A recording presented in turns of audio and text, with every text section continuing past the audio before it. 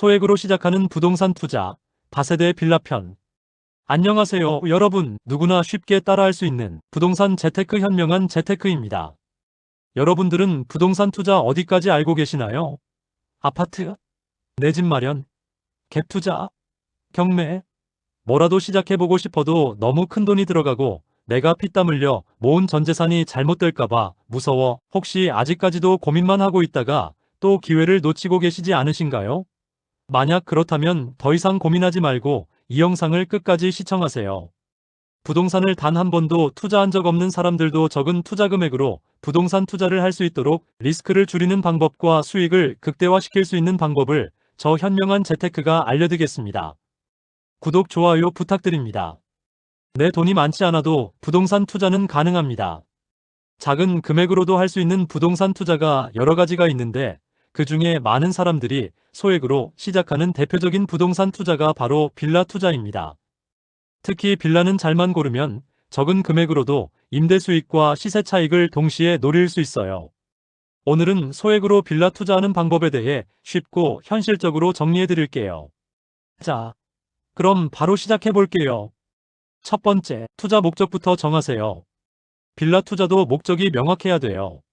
매매 차익을 노릴 건지 아니면 월세 수익을 받을 건지 먼저 정하세요.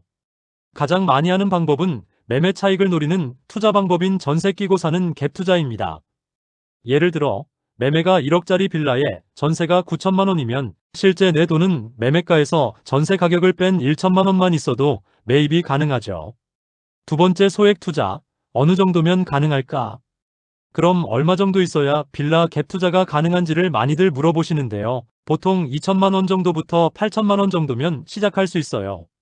물론 지역과 조건에 따라 다르지만 전세가율 높은 빌라나 서울, 경기 외곽 지역에서는 이 정도 자금으로 충분히 매입이 가능합니다. 세 번째, 어떤 방식으로 투자할까? 크게 네 가지가 있어요. 끼고 매입하는 갭 투자 방식. 적은 자본으로 투자가 가능하지만 전세가가 하락하거나 임차인을 구하지 못할 경우 전세 보증금을 상환해야 하는 리스크가 있어요. 월세 끼고 매입하는 갭 투자 방식. 매월 월세를 받을 수 있는 장점이 있지만 월세 세입자를 구하지 못할 경우 공실 리스크가 있어요. 경매로 싸게 사기. 시세보다 싸게 살 수 있지만 권리 분석 잘해야 합니다. 재개발 재건축 예정 빌라 매입. 나중에 아파트로 바뀔 가능성이 있지만 시세보다 비싸거나 입주권이 나오는 물건인지 정확한 확인이 반드시 필요합니다.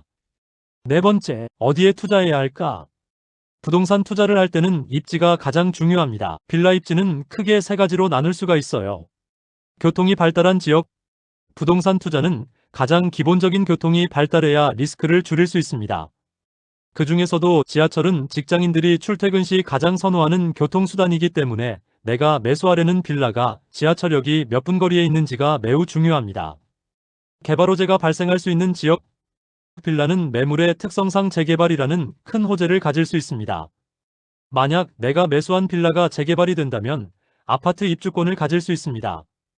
꾸준한 선호 지역.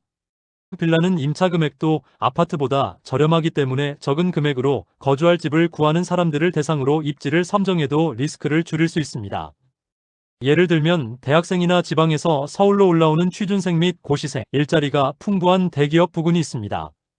하지만 반드시 피해야 할 곳들도 존재합니다. 유독 주변에 빈집이 많고 전세가가 매매가보다 높아서 역전세가 형성되어 있는 지역, 교통이나 주거 환경이 안 좋아 사람들의 수요 없는 지역은 절대 피하셔야 됩니다. 다섯 번째, 매물 분석하는 법. 매물 볼 땐 이렇게 체크하세요. 현재 주변 시세 확인.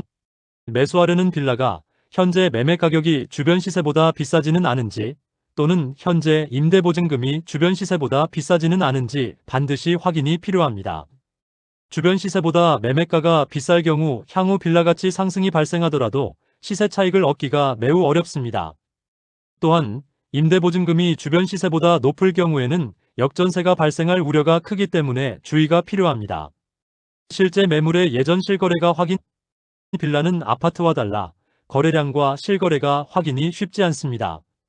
그래서 국토부 사이트에 접속하셔서 내가 매수하려는 현재 빌라 가격이 실제 거래되었던 매매 가격보다 저렴하거나 또는 적당한지, 현재 임대보증금이 적정한 수준인지를 직접 확인하셔야 됩니다.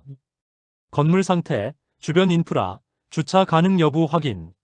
매수하려는 빌라 건물이 너무 노후화가 되어 있다면 나중에 리모델링이나 건물 수선에 비용이 발생할 수 있기 때문에 가급적 신축 컨디션의 건물이 추후 기타 비용 발생의 우려가 적습니다. 그리고 주변에 마트나 시장, 병원 등이 근거리에 있고 또한 주차도 여유롭다면 주변 시세보다 높은 임대료를 받을 수 있어 수익률도 높아질 수 있습니다. 등기부등본 확인에서 근저당 등 권리관계 확인. 마지막으로 서류 확인이 필요합니다. 근저당은 부동산에 설정되어 있는 부채라고 보시면 되는데 내가 매수하려는 빌라가 근저당이 설정되어 있는지, 내가 계약을 작성한 매도인이 실제 소유권자가 맞는지 반드시 확인하셔야 됩니다. 만약 내가 매수한 빌라가 경매로 넘어간다면 어떻게 될까요? 아찔하죠? 6번째, 수익률 계산. 전세 갭 투자 방식으로 매수한다는 가정하에 간단한 예시 드릴게요. 빌라 매매가는 2억 원이고 전세 보증금은 1억 8천만 원짜리 물건을 매수하면 내 실투자금은 2천만 원이 들어갑니다. 그리고 1년 뒤에 2억 2천만 원에 팔면 2천만 원 수익이 발생합니다. 물론 양도소득세나 부동산 수수료, 취득세 등 기타 경비도 발생하여 지출로 나가겠지만 어쨌든 1천만 원 정도 이상의 수익은 발생할 것입니다. 수익률로 계산하면 50%에서 70% 정도의 수익이에요. 하지만 이건 1년 뒤에 2억 2천만 원에 팔렸을 때의 가정하에 계산을 한 것이고 만일 2년에서 3년 뒤에 매도를 할 계획이라면 매도 금액이나 상황에 따라 수익률은 더 높아지거나 또는 50% 이하로 떨어질 수도 있습니다. 그러므로 수익률을 계산할 때에는 매도 시점을 염두에 두시고 예측을 하셔야 리스크를 줄일 수 있습니다. 7번째, 주의할 점. 전세 및 월세 계약 만기일 체크하세요.